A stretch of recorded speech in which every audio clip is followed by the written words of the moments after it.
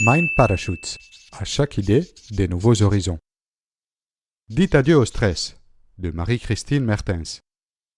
Le stress est devenu presque une habitude dans la vie moderne. Pression au travail, tension familiale, le stress est partout. Le livre Dites adieu au stress, écrit par la naturopathe Marie-Christine Mertens, a pour but de présenter des méthodes et des remèdes naturels, simples, faciles et efficaces, afin de mieux gérer et surmonter le stress.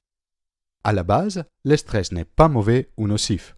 Il est la réponse normale et saine de l'organisme à une situation épuisante, dangereuse ou angoissante. Il permet de produire des hormones qui facilitent une réaction rapide à une situation de danger. Dans la vie moderne, l'état de stress provient de l'impression d'être débordé ou de manquer de contrôle face aux situations que nous rencontrons. Il devient un souci pour notre santé quand il devient chronique, puisqu'il procure un sentiment constant d'inquiétude et d'insécurité. Mais le stress peut aussi avoir une cause biologique, liée à un manque de vitamines à cause d'une alimentation peu variée ou un manque d'exercice physique. Les manifestations du stress peuvent être physiques, troubles du sommeil, mal de tête ou de dos, problèmes digestifs ou de respiration, émotionnels, irritabilité, angoisse, surexcitation, déprime, comportementale, repli sur soi, isolement, cognitive, troubles de la mémoire, manque de concentration, indécision. La première étape pour combattre le stress est d'en identifier les causes. Pour cela, prenez papier et stylo et notez vos réponses à ces réflexions. Avez-vous vécu récemment un changement de situation sociale ou dans votre quotidien? Perte d'un proche, changement de travail, mariage? Êtes-vous obligé à modifier votre comportement pour vous conformer à un groupe ou au sein de votre travail? D'où vient votre mal-être? Comment est-il apparu et comment il se manifeste? Quel est son impact sur votre quotidien? Commencez par les problèmes qui vous angoissent le plus et essayez d'imaginer comment vous pouvez l'adresser. Parfois, bien identifier la source du problème représente une grande partie de la solution. Et voilà quelques remèdes naturels pour dire adieu au stress. Exprimer son stress. Pouvoir parler de son sentiment de stress est aussi important que de l'identifier. Ce n'est pas toujours évident. Nous nous sentons en position de faiblesse, nous avons peur de décevoir ou d'importuner l'autre.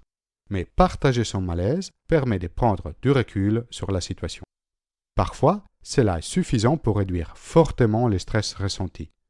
Si vous ne pouvez pas en parler à vos proches, parce qu'ils sont trop impliqués ou parce que vous n'êtes pas à l'aise, vous pouvez le faire avec un thérapeute ou un psychologue qui peuvent vous garantir une écoute professionnelle et objective. Des fois, des forums d'entraide sur les réseaux sociaux sont une bonne alternative. D'autres personnes peuvent avoir traversé vos mêmes difficultés et peuvent vous donner des bons conseils pour les surmonter. Vous avez aussi la possibilité de vous exprimer à l'écrit. Tenir un journal personnel, par exemple, vous permet de réfléchir et exprimer ce qui vous traverse l'esprit avec plus de distance. Vous pouvez ensuite relire et analyser ce que vous avez écrit à tête reposée. S'exprimer par des dessins est aussi une alternative valable pour extérioriser vos émotions. Gardez une attitude positive. Avoir une bonne image de soi et une attitude positive face à la vie est un excellent anti-stress. Si vous manquez de confiance, faites une liste de toutes vos qualités et toutes les réussites que vous avez déjà atteintes dans votre vie. Mettez cette liste à un endroit où vous pouvez la lire régulièrement. Même si elle provoque beaucoup de scepticisme, l'autosuggestion positive a aussi fait ses preuves pour améliorer la confiance en soi. Vous pouvez répéter quotidiennement des phrases comme « tous les jours, à tout point de vue, je vais de mieux en mieux » ou d'autres expressions positives qui résonnent avec vous. Une autre attitude à adopter est de pouvoir dire non. Se sentir dans l'obligation de devoir accepter toute demande qui nous est faite, au travail comme à la maison, peut vite mener à se sentir dépassé. Apprendre à dire non est possible. Il faut juste s'entraîner. Gérer son temps. Le manque de temps est une des causes principales du stress.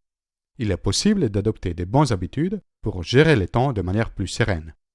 Établissez un planning du jour qui soit réalisable, sans surestimer le nombre de choses que vous pouvez réaliser dans une journée. Distinguez l'urgent de l'important et concentrez-vous sur ces derniers. Essayez de faire les choses les plus difficiles en premier. Laissez du temps pour gérer les imprévus. Selon la nature de votre activité, cela peut représenter une partie plus ou moins importante de votre journée. Dans la gestion de votre temps, ne visez pas la perfection. Gardez plutôt une attitude d'expérimentation. Essayez des choses, gardez ce qui marche bien pour vous et changez ce qui ne fonctionne pas. Décompresser. Être constamment sous pression n'est pas une situation tenable dans le long terme.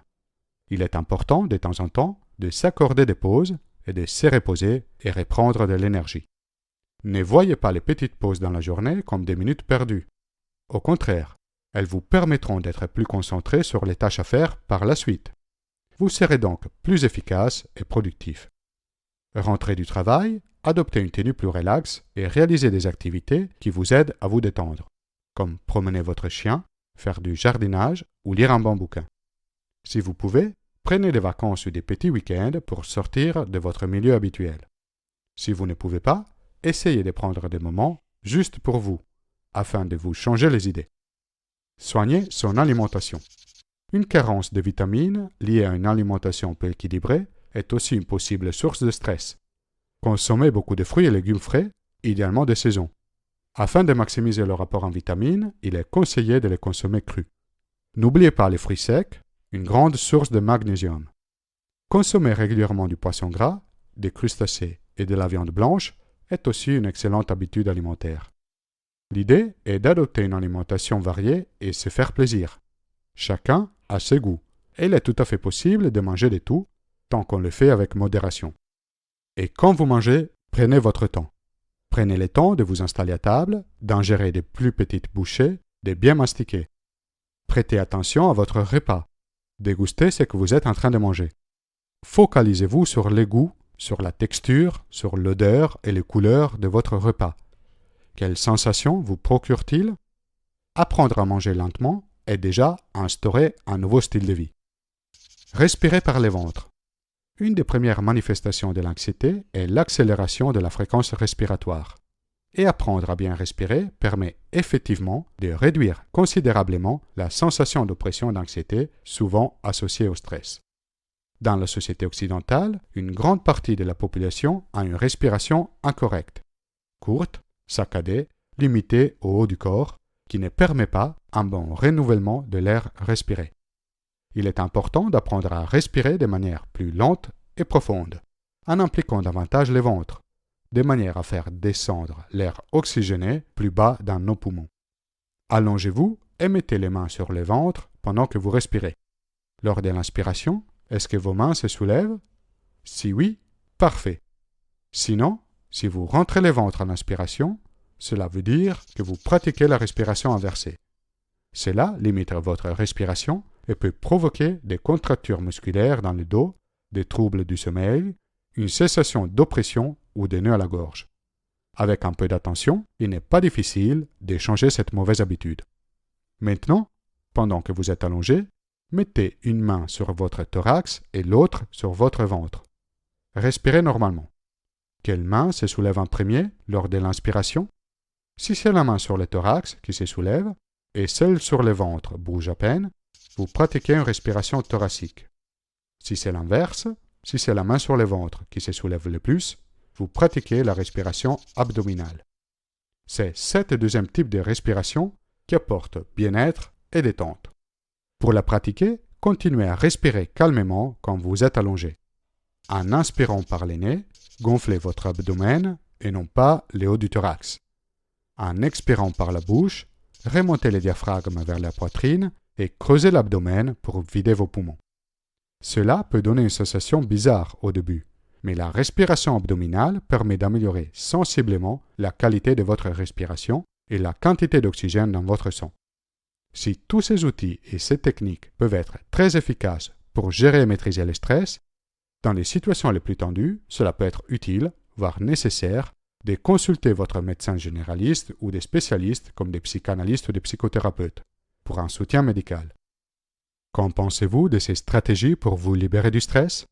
Quelles sont vos stratégies à vous les plus efficaces pour y arriver? Laissez un commentaire ci-dessous. Vous pouvez soutenir la production de Mind Parachutes en faisant une donation via le site Tipeee. Téléchargez la minecart de cette vidéo et de toutes les vidéos précédentes depuis mon site internet mindparachutes.com. Si vous avez aimé la vidéo, inscrivez-vous à ma chaîne YouTube et partagez la vidéo autour de vous.